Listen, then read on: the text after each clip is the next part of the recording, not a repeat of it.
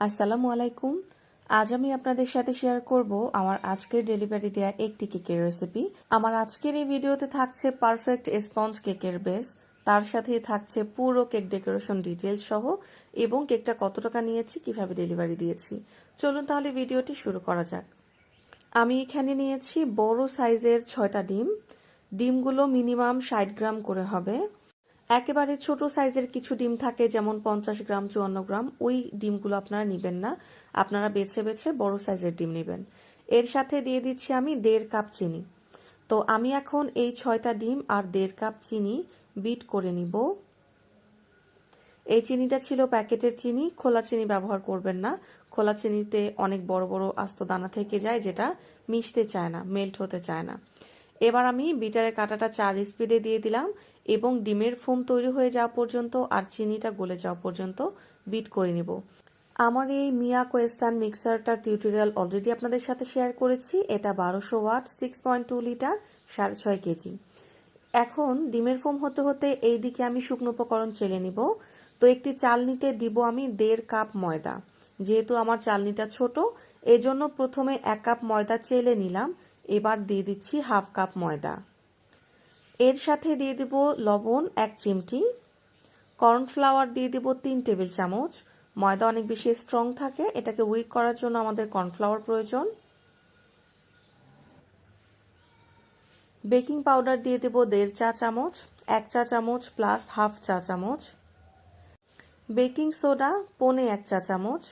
Baking powder আর baking soda দুটাই নিয়েছি foster ক্লার্কের। এবার খুব ভালোভাবে চেলে নিব।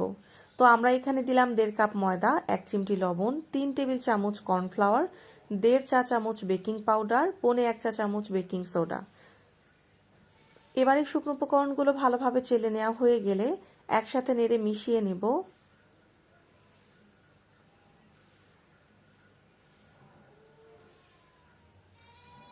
এবার একপাশে সরিয়ে রেখে দেব। এইদিকে আমার ডিমের ফোম পারফেক্টভাবে তৈরি হয়ে গেছে। যতক্ষণে আপনার ডিমের ফোম তৈরি হয়ে যাবে ততক্ষণে দেখবেন চিনিটাও গলে যাবে। তো আমি এবার বিট করা বন্ধ করে দিচ্ছি এবং চেক করে নেব। নিশ্চয়ই দেখতে পাচ্ছেন এর কালারটা পুরোপুরি চেঞ্জ হয়ে গেছে এবং এটা একেবারেই ঘন হয়ে গেছে। আর আমি চেক করে দেখলাম নিচে কোনো চিনি আস্ত নেই। এর সাথে এবার দিয়ে দিব আমি 1/3 কাপ সয়াবিন তেল। ভ্যানিলা এসেন্স দিয়ে দিব আমি 1.5 চা চামচ। যদি অথেন্টিক ভ্যানিলা এসেন্স দেওয়া হয় তাহলে অল্প করে দিতে হবে। আমি রেইনার্সের ভ্যানিলা এসেন্স দিচ্ছি, এটা একটু বেশি করে দিতে হয়। এবার আমি হোয়াইট ভিনেগার দিয়ে দিলাম 1/2 টেবিল চামচ। এবার আমরা একেবারে লো স্পিডে বিট করে নিব, শুধুমাত্র ডিমের ফোমের সাথে তেল, ভিনেগার আর এসেন্স যেন ভালোভাবে মিশে যায়, মানে শুধুমাত্র 30-40 সেকেন্ডের মতো। আপনারা যারা নতুন এসেছেন আমার চ্যানেলে, প্লিজ আমার চ্যানেলটিকে এখনই সাবস্ক্রাইব করে পাশে থাকা বেল বাটনটিতেও একটা ক্লিক করে ফেলুন।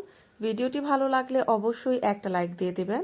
আর যারা আমাদের Facebook page Parveen's cake house থেকে ভিডিও দেখছেন, অবশ্যই আমাদের পেজটাতেও লাইক প্লাস ফলো দুইটাই দিয়ে দিবেন। আমার বিট করে নেওয়া হয়ে গেছে। এবার আমরা শুকনো উপকরণ মিশাবো, তবে তার আগে আমি ওভেনটাকে প্রিহিট করতে দিয়ে দিয়েছি।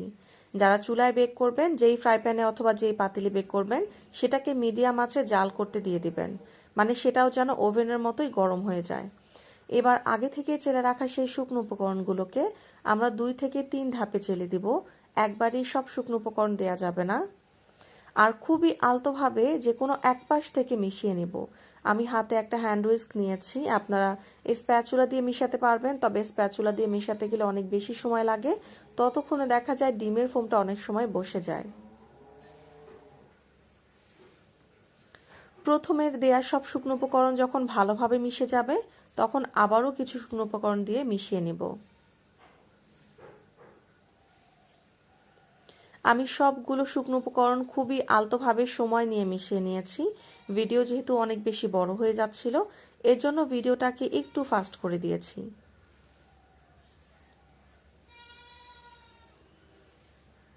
শুকনো উপকরণ মেশানো আমার শেষ। আমি এই কেকের বেটারটাকে 9 ইঞ্চের রাউন্ড মোল্ড, 7 ইঞ্চের রাউন্ড মোল্ড আর 5 ইঞ্চের রাউন্ড মোল্ডে বেক করে নিয়েছি। আমার আজ একসাথে 6 পাউন্ড কেকের অর্ডার ছিল। এখন আমি 3 পাউন্ড কেকের বেটার রেডি করলাম। আবারও 6টা ডিম দিয়ে আমি 3 পাউন্ড কেকের বেটার রেডি করে নিয়েছি। আর এদিকে আমি একসাথে অনেকগুলো ক্রিম বিট করে নিয়েছি। পুরো 1 প্যাকেট ক্রিম আমি এখানে বিট করে রেখেছি 2 বারে। আর এই যে দেখুন আমার কেকের বেসগুলো পুরোপুরি রেডি, ঠান্ডা হয়ে গেছে সুন্দর মতো। মানে এখন ডেকোরেশনের পালা। তো ডেকোরেশনের সময় আমি যেটা করি, উপরের এই পাতলা অংশটাকে কেটে সরিয়ে নেই। এখন যে কেকটা দেখতে পাচ্ছেন এটা 9 ইঞ্চের রাউন্ড মোল্ডে আমি বেক করেছি। আমি 2 বারে বেক করে নিয়েছি, যেহেতু আমি কেকের বেটারটাও 2 বারে রেডি করেছিলাম। তো এই যে এটা একবারে বেক করে নিয়েছি। এখানে আছে 425 গ্রাম কেকের বেটার। আর নিচে আরেকটা দেখতে পাচ্ছেন ওটাতেও আছে 425 গ্রাম কেকের বেটার। এর মানে দুইটা মিলিয়ে আমার এখানে আছে 850 গ্রাম কেকের বেটার। আমি 9 ইঞ্চের রাউন্ড মোল্ডে বেক করে নিয়েছি। আরো সহজ ভাষায় বলতে গেলে 5টা ডিমের কেকের বেটার। 3টা ডিমের কেকের বেটার আমি রেডি করে নিয়েছি 7 ইঞ্চের 2টা মোল্ডে, যেটা আপনারা এখন দেখতে পাচ্ছেন। 7 ইঞ্চের একটা মোল্ডে কখনো 3টা ডিমের বেটার দিতে যাবেন না, তাহলে কিন্তু পড়ে যাবে। আমি 2টা মোল্ডে বেক করে নিয়েছি, এই জন্য 3টা ডিমের কেকের বেটার এখানে নিয়েছি আমি। আমার কেকটা থাকবে 3 টায়ার। আজ আমার একসাথে 2টা কেকের অর্ডার আছে, একটা 3 তালা যেটা কথা এতক্ষণ বলছিলাম, আর একটা 1 পাউন্ডের। আর এই কেকটা আমি রেডি করেছিলাম 5 ইঞ্চের রাউন্ড মোল্ডে। আমি 2 ইঞ্চ করে তফাৎ রেখেছি, এতে করে 3 টায়ারটা সুন্দরভাবে বোঝা যাবে। তবে 3 ইঞ্চের তফাৎ থাকলে আরো বেশি ভালো হয়। কেক ডেকোরেশনের জন্য আমি 12 ইঞ্চের একটা বোর্ড নিয়েছি, তার উপরে একটু কেকের ক্রিম দিয়েছি, তার উপরে দিয়ে দিলাম 9 ইঞ্চে বেক করা একটা কেকের লেয়ার। এবার এর উপরে দিয়ে দেবো আমি সুগার সিরাপ।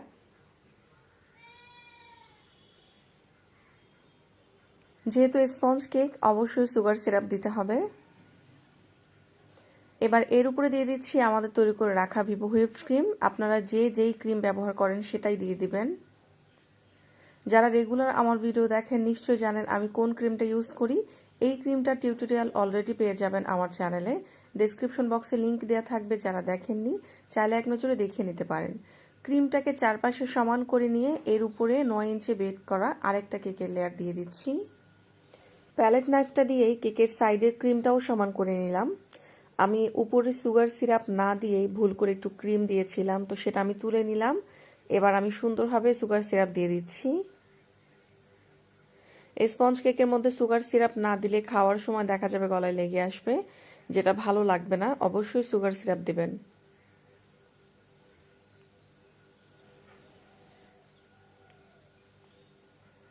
এবার আমি অল্প একটু ক্রিম দিয়ে পুরো কেকটাকে কোট করে ফেলবো। এটাকে বলা হয় ক্রাম কোটিং।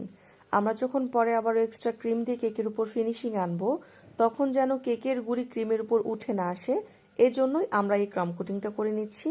ক্রাম কোটিং করে নেওয়া হয়ে গেলে কেকটাকে নর্মাল ফ্রিজে রেখে দেবো 30 থেকে 40 মিনিটের জন্য। আর হাতে যদি খুবই কম সময় থাকে তাহলে ডিপ ফ্রিজে রেখে দিব অন্তত 10 মিনিটের জন্য। এতে করে এই যে এখন যে আমরা অল্প একটু ক্রিম দিয়ে কেকটাকে কোট করলাম, কেকের গুঁড়ি আর ক্রিম কেকের সাথে সুন্দরভাবে লেগে থাকবে। ক্রাম কোটিং করা হয়ে গেলে ফ্রিজে রেখেছিলাম, ফ্রিজ থেকে বের করে নিয়েছি। এবার আমি এক্সট্রা ক্রিম দিয়ে কেকের উপর ফিনিশিং আনবো। এখানে যে পিঙ্ক কালারটা দেখতে পাচ্ছেন এটা আমি রোজ পিঙ্ক কালার ভিভো হুইপড ক্রিমের সাথে বিট করে নিয়েছি। আর যেই নজেলটা দিয়ে আমি ক্রিমটা দিচ্ছি এই নজেলটার মডেল নাম্বার 1D। এটা একটা অনেক বড় সাইজের বাস্কেট নজেল। এই নজেল যদি না থাকে আপনারা 1M নজেল অথবা 2D নজেল বা যে কোনো বড় সাইজের নজেল দিয়ে ক্রিম দিতে পারবেন। এমনকি কোনো নজেল যদি না থাকে পাইপিং ব্যাগের মাথাটাকে একটু চিকন করে কেটেও ক্রিমটা দিয়ে দিতে পারবেন। কেকের সাইডে ক্রিম দেওয়া হয়ে গেলে আমি উপরে এক্সট্রা করে ক্রিম দিয়ে কেকের উপরটাকে আমি এইভাবে প্রথমে সমান করে নিচ্ছি। এখনই আমরা কেকের উপরে ফিনিশিং আনবো না, এখন শুধুমাত্র কেকের উপরটাকে হালকা একটু সমান করব। এরপরে আমরা যখন কেকের সাইডটাকে সমান করে ফেলবো তখন আমরা কেকের উপরটার ফিনিশিং আনবো। তো এবার আমি কেকের সাইডটাকেও সমান করে নিচ্ছি।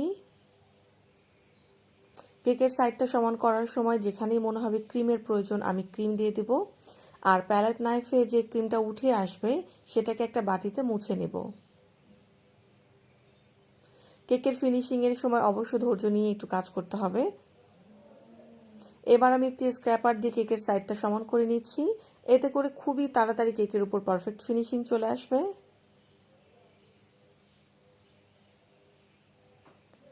এবার আমি ব্রেড নাইফটা দিয়ে কেকের উপরটাকে সমান করে নেব। কেকের উপরটা সমান করার সময় ব্রেড নাইফে যে ক্রিমটা উঠে আসবে সেটা আমি একটা বাটিতে মুছে নেব। এই কেকটা যিনি অর্ডার করেছিলেন ওনার বাসা অনেক দূরে বলতে প্রায় 1.5-2 ঘন্টার রাস্তা এরকম হবে। তো উনি 15 দিন আগে থেকেই অর্ডার দিয়ে রেখেছিলেন যে আপু আমার মেয়ের বার্থডেতে আপনাকে কেক দিতেই হবে। এর আগের বছরেও উনি ওনার মেয়ের বার্থডেতে আমার কাছ থেকে 2টা কেক অর্ডার করেছিলেন। এবারেও 2টা কেক অর্ডার করার কথা ছিল, কিন্তু আমি যেহেতু ডল কেকটা বানানো বাদ দিয়ে দিয়েছি, ওনাকে আমি বললাম যে আমি ডল কেকটা বানাই না। এরপরে তখন উনি বললেন তাহলে ঠিক আছে, আমাকে 3টার কেকটাই দিন, ডল কেকটা আর দিতে হবে না। তো কেকটা যেহেতু অনেক দূরে নিয়ে যাবেন, এজন্য অবশ্যই আমার দায়িত্ব কেকটা আগে থেকেই বানিয়ে রাখা, যেন আমি কেকটাকে নর্মাল ফ্রিজে রেখে কেকটাকে সেট করে নিতে পারি। অনেক দূরে যখন নিয়ে যায় আর কেকটা বানানোর সাথে সাথেই যদি নিয়ে যায় তাহলে ক্রিমটা নষ্ট হয়ে যাওয়ার সম্ভাবনা থাকে, কেকটাও নষ্ট হয়ে যাওয়ার সম্ভাবনা থাকে। আর যখনই আপনি 5-6 ঘন্টা বা 6-7 ঘন্টা নর্মাল ফ্রিজে রেখে দিবেন তখন কিন্তু কেকটা ডেলিভারির সময় আর নষ্ট হয়ে যাবে না। কেকটার উপর আমার মোটামুটি ফিনিশিং চলে এসেছে আলহামদুলিল্লাহ। আমি 7 ইঞ্চের মোল্ডে আর 5 ইঞ্চের মোল্ডে যে কেক বেক করেছিলাম একইভাবে ওই 2টা কেক প্রথমে ক্রাম কোটিং করে নিয়ে এরপরে পিঙ্ক কালারের ক্রিম দিয়ে ফিনিশিং এনে রেখেছি। এবার আমি 2টি প্যালেট নাইফের সাহায্যে এই 7 ইঞ্চের কেকটাকে 9 ইঞ্চের কেকের উপর বসিয়ে দেব। মাছ বরাবর দেওয়ার চেষ্টা করব। যে কোনো বড় কেক, উঁচু কেক বা 3 টায়ার 4 টায়ার এই কেকগুলো আপনারা ময়েস্ট কেকের রেসিপি দিয়ে নেওয়ার চেষ্টা করবেন। যদিও আজকে আমি স্পঞ্জ কেকের বেস দিয়ে করেছি, কিন্তু বড় কেকগুলো আমি ময়েস্ট কেকের রেসিপিতেই করার চেষ্টা করি। তো 5 ইঞ্চের মোল্ডে যে কেকটা বেক করেছিলাম সেটাকেও 2টি প্যালেট নাইফ দিয়ে আমি তুলে এভাবে মাছ বরাবর বসিয়ে দিচ্ছি। আর প্যালেট নাইফটা যেখানে টাচ হচ্ছে কেকের উপরে সেই জায়গাটা একটু হলেও ক্রিমটা একটু কেমন হয়ে গেছে নিশ্চয়ই আপনারা দেখতে পাচ্ছেন। তো সেটা আমরা পরে সেট করে ফেলবো, আমরা যখন পরে ফ্লাওয়ার দিব, ডিজাইন করব, তখন এটা ঢেকে যাবে। এবার আমি এর ভেতরে 3টা স্ট্র দিয়ে দিলাম। তো আপনারা চাইলে মোটা যে কাঠের স্টিকগুলো আছে সেটাও দিতে পারবেন, তবে চিকন যে শাসলিকের কাঠি এত বড় কেকের মধ্যে সেটা দেওয়া যাবে না। কেকটাকে এবার আমি নর্মাল ফ্রিজে রেখে দিলাম আর এদিকে ফ্লাওয়ার তৈরি করে নিব। এখানে আমি একটা বড় সাইজের নজেল নিয়েছি, এটা একটা বড় সাইজের রোজ নজেল। গোলাপ ফুল কিভাবে বানাতে হয়, কোন নজেল দিয়ে পারফেক্ট হয় সেটার অলরেডি একটা টিউটোরিয়াল কিন্তু আমি আপনাদের সাথে শেয়ার করেছি। আমার কাছে মোট আছে 6টা রোজ নজেল। 6টা রোজ নজেল দিয়েই আমি আপনাদেরকে ভিন্ন ভিন্ন গোলাপ ফুল বানিয়ে দেখিয়েছি। সেটা টিউটোরিয়ালের লিংক আমি ডিসক্রিপশন বক্সে দিয়ে দেব, যারা দেখেননি চাইলে এক নজরে দেখে নিতে পারেন। তো আজকে আমি একটা বড় সাইজের রোজ নজেল দিয়ে শুধু একটা গোলাপ ফুল বানিয়ে দেখাচ্ছি। আমি যেহেতু কোনো ক্যামেরা দিয়ে ভিডিও করি না, আমার মোবাইল দিয়ে ভিডিও করি, তো মাঝে মাঝে দেখা যায় আমার মোবাইলের গ্যালারি ফুল হয়ে যায়, মোবাইলে ভিডিও করা যায় না, এজন্য আমি মাঝে মাঝে কেটে কেটে ভিডিও করি। তো আমি সবগুলো গোলাপ ফুল আপনাদেরকে দেখাইনি, শুধু একটা গোলাপ ফুল দেখালাম। এবার আমি যেটা করলাম, গোলাপ ফুলটা কেকের মাঝখানে বসিয়ে দিলাম। এখানে যে গোলাপ ফুলটা দেখতে পাচ্ছেন সেটার মাঝখানে আমি জাস্ট একটু পিঙ্ক কালারের ক্রিম দিয়ে দিয়েছিলাম। এই গোলাপ ফুলের টিউটোরিয়ালও অলরেডি আপনারা আমার চ্যানেলে পেয়ে যাবেন। যারা নতুন এসেছেন আমার চ্যানেলে, অবশ্যই আমার চ্যানেলটাকে একটু ভিজিট করবেন, একটু চেক করে দেখবেন, অনেক প্রফেশনাল রেসিপি পাবেন। যারা ছোট কেক বানাতে যাচ্ছেন 1 pound, 2 pound, 1.5 pound, chocolate cake, vanilla cake, সব ধরনের কেকের টিউটোরিয়াল কিন্তু পেয়ে যাচ্ছেন। আমি দেখেছি অনেক আপুরাই পুরো ভিডিও না দেখেই কমেন্ট করে, বিভিন্ন প্রশ্ন করে। অলরেডি দেখা যায় আমার ভিডিওর মধ্যেই সে প্রশ্নগুলোর উত্তর অনেক সময় থেকে যায়। তবে যদি এমন কোনো প্রশ্ন থাকে যেটার উত্তর ভিডিওতে দেয়া হয়নি, অবশ্যই কমেন্টে জানাবেন, রিপ্লাই দেওয়ার চেষ্টা করব। গোলাপ ফুলগুলো কেকের উপর বসানোর সময় একটু করে ক্রিম দিয়ে তার উপরে গোলাপ ফুলগুলো বসাবো। আর আমি এখানে পিঙ্ক কালারের ক্রিম দিয়ে লিফ নজেল দিয়ে একটু পাতা দিয়ে দিচ্ছি। এটা ছিল একটা কাস্টমাইজড কেক, ক্লায়েন্ট যেরকম ডিজাইন দিয়েছিল, যেই কালারের কথা বলেছিল ঠিক সেভাবেই কেকটা করা হচ্ছে। এবার আমি পাইপিং ব্যাগের মাথাটাকে একেবারে চিকন করে কেটে নিয়ে এভাবে হোয়াইট কালারের ক্রিম দিয়ে ফোটা ফোটা করে ডিজাইন করে দিচ্ছি। পুরো কেকটাতে এই ধরনের ডিজাইন রাখবো। এই কাজটা দেখতে অনেক সিম্পল মনে হলেও হাতে ব্যথা চলে আসে, কেননা অনেকটা সময় নিয়ে ফোটা ফোটা নিয়ে পুরো কেকের উপর এভাবে করা হয়েছে। এই যে দেখুন, এভাবে ধীরে ধীরে এই ডিজাইনগুলো করা হচ্ছে। এবার 2টা কেকের মাঝখানে আমরা এভাবে করে দিব। পাইপিং ব্যাগের মাথাটাকে একটু বড় করে কেটে নিয়েছি এবং সেই সাদা রঙের ক্রিম দিয়েই বর্ডার দিয়ে দিয়েছি। বর্ডার দেওয়া শেষ হয়ে গেলে দেখতে আরো ভালো লাগবে ইনশাআল্লাহ।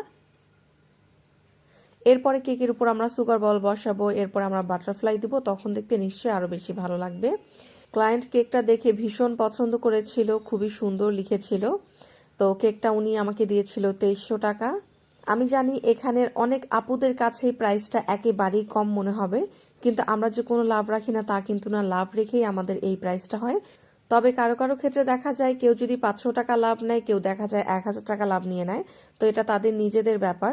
আমি এখানে একটা করে বড় সুগার বল, তার পাশে কিছু ছোট সুগার বল দিয়ে দিয়েছি। এটা ছিল আমার 5 পাউন্ডের কেকটা।